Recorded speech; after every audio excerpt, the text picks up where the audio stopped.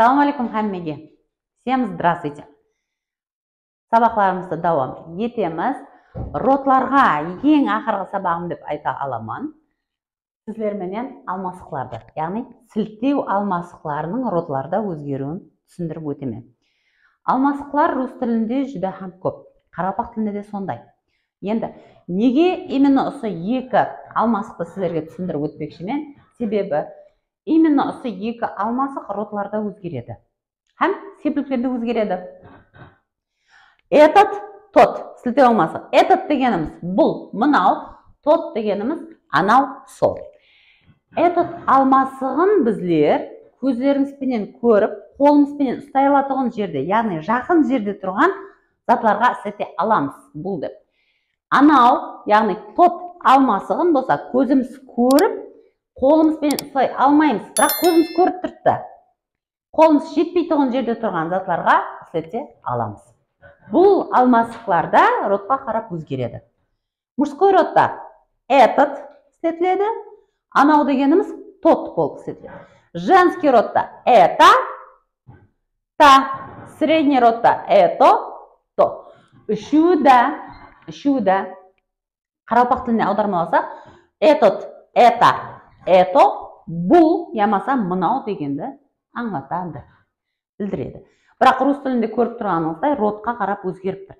Яғни атлықлар бұл алмасықлардан өздеріне бағындырып тұр. Демек, және бір мәрте сізлер ротты жақсы біліп айыра алуыңыз керектігін бүгінгі сабағымыздан түсініп алдыңыз. Енді, деп қарасаң, ап-аңсаттай, бірақ бұл алмасықлардың өздерінің істетілетұғын жағдайлары бар.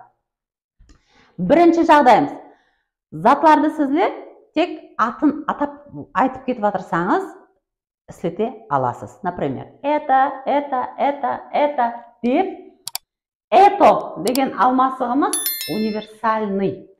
Бұны һәмме роттағы атлыққа істете аласыз. Атлардың атамаларын айтып өткен кезінде. Мәселен, это доска, это маркер, это стена, это кондиционер деп. Енді һәмме атлықларға бұны істете алсақ, ротқа қарап өзгертудің не керегі бар? Ротқа қарап өзгертеміз қайсы жағдайда? Айырушы мәніде. Айырушы мәні деген не? Айырып аламыз. Мәселен,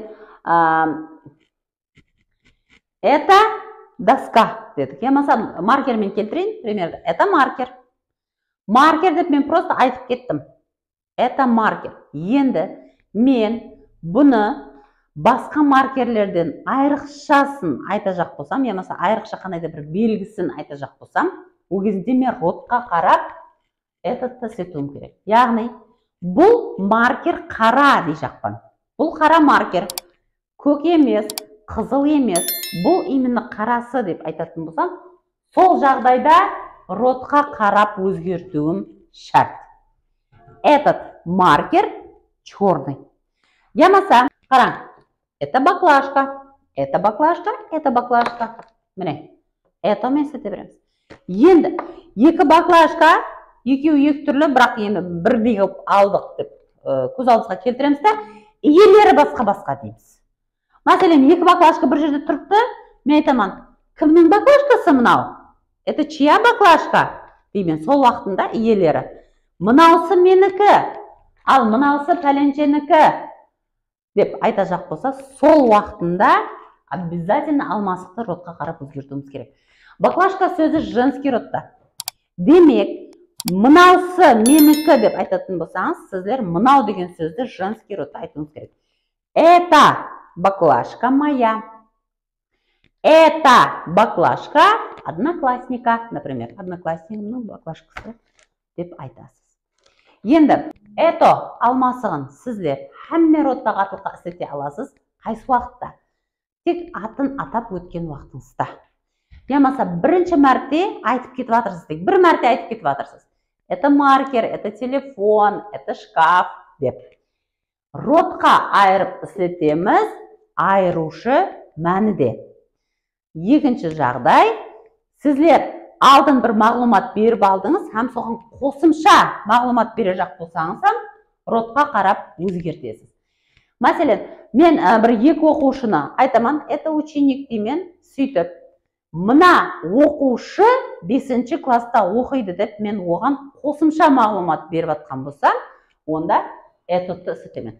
Этот ученик учится в 5 классе. Бүгінгі өткен сабағымыз сіздерге пайдалы болды деген үміттемен.